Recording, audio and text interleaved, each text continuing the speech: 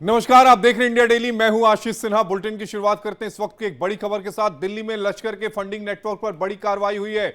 Jammu Kashmir police की counter intelligence unit का action हुआ है। शालीमार टेक्सटाइल नाम की कपड़ा फर्म पर छापा पड़ा है। लाजपत नगर से 2 आरोपियों को गिरफ्तार किया गया है। एक आरोपी मोहम्मद अयूब भट्ट कश्मीर का निवासी है, तो वही श्रीनगर का रहने वाला है। दूसरा आरोपी रईफ शाह कारोबार की आड़ में लश्कर के लिए फंडिंग का आरोप है। कश्मीर पुलिस ने यूएपीए के तहत एक एफआईआर दर्ज की थी। जांच में पता चला कि दिल्ली में यह आतंकी फंडिंग का स्लीपर मॉड्यूल चल रहा है। इसके बाद यह छापेमारी की गई। गिरफ्तार आरोपियों में मोहम्मद अयूब भट्ट शामिल है, जो बडगाम कश्मीर का रहने वाला है और दिल्ली में शालीमार टेक्सटाइल्स के नाम से कारोबार करता है।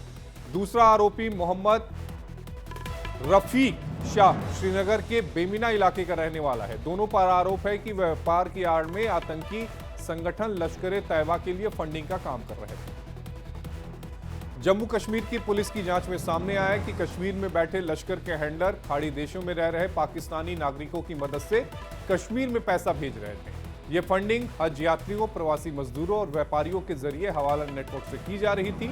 छापेमारी के दौरान पुलिस को डिजिटल डिवाइसेस, संदिग्ध चैट्स, विदेशी ट्रांजैक्शन और आतंकी हैंडलरों से बातचीत के इलेक्ट्रॉनिक सबूत मिले हैं। इन सबूतों की अब फॉरेंसिक जांच की जा रही है ताकि आतंकी फंडिंग नेटवर्क के पूरे जाल का पता लगाया जा सके। जांच एजेंसियां दिल्ली से लेकर कश्मीर तक इस नेटवर्क से जुड़े हर कड़ी की गहराई से जांच कर रही हैं और इसी पर ज्यादा जानकारी के साथ हमारे सहयोगी रजनीश शर्मा हमारे साथ लाइव जुड़े हैं। रजनीश, ये आतंकी मॉड्यूल किस तरीके से ऑपरेट कर रहा था?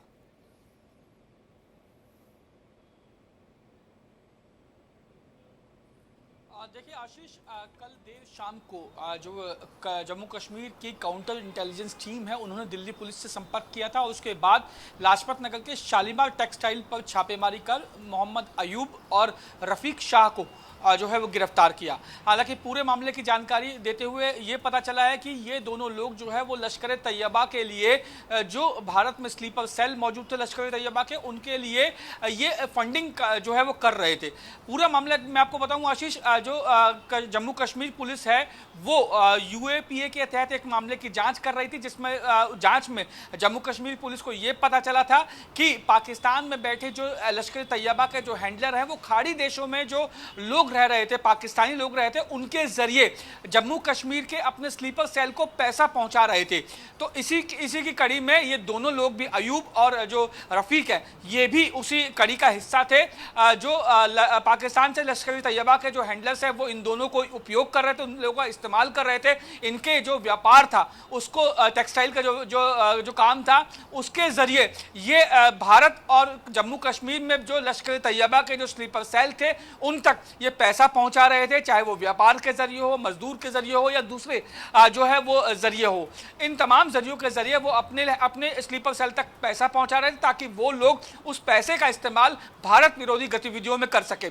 फिलहाल इन दोनों लोगों की गिरफ्तारी की जा चुकी है, लेकिन जम्मू कश्मीर की काउंटर इंटेलिजेंस टीम्स और दिल्ली पुलिस की स्पेशल सेल अब ये जानने में जुटी है कि मोहम्मद अयूब और रफीक की कांटेक्ट में कौन कौन लोग थे, कहां कहां इन्होंने किस किस को पैसे का ट्रांजैक्शन किया था और ये ट्रांजैक्शन कब कब हुआ था। ये तमाम ऐसी चीजें हैं जिनके बारे में अब दिल्ली पुलिस की स्पेशल सेल और जम्मू कश्मीर की जो काउंटर इंटेलिजेंस टीम है वो पता लगाने लगी हुई है। इसके अलावा आशीष, मैं आपको बताऊं कि इन दोनों की गिरफ्तारी के बाद कई अहम चीजें जो है वो जम्मू कश्मीर की काउंटर इंटेलिजेंस टीम को हाथ लगी थी, जिसमें कई डिजिटल डिवाइसेस थे, कई पेपर्स जो डॉक्यूमेंट्स थे, हार्ड कॉपीज उनको मिली है, कई डिजिटल डिवाइस उनको मिले हैं। इसके अलावा पाकिस्तान में बैठे लश्कर तैयबा के जो हैंडलर्स थे उनके साथ संदिग्ध और जो आपत्तिजनक जो चैटिंग है वो भी जो है वो पुलिस के हाथ लगी है। फिलहाल अब इन लोगों की गिरफ्तारी हो चुकी है। अब इन लोगों से पूछताछ के बाद ये साफ हो पाएगा कि जम्मू कश्मीर में वो कौन लश्कर तैयबा के स्लीपर सेल हैं जिनको ये पैसा पहुंचा रहे थे।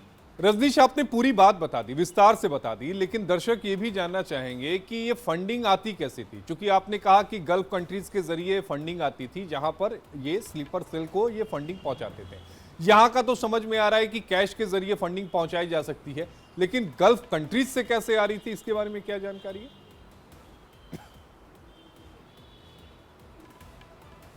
आशीष, जैसा कि आप जानते हैं कि हवाला के जरिए पैसों का ट्रांजैक्शन होता है, तो कई बार हवाला के जरिए इन तक पैसा पहुंचाया गया, कई बार इनका जो व्यापार था उसके जरिए भी जो है पैसों का लेन देन हुआ।